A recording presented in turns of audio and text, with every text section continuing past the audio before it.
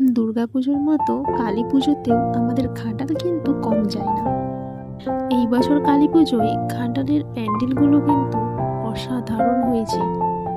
সর্বোপরি প্রতিমাগুলোর থেকে কিন্তু চোখ ফেরানো যায় না, এত সুন্দর সুন্দর প্রতিমা হয়েছে মায়ের, দেখলে চোখ আর মন দুটোই জুড়িয়ে যায়।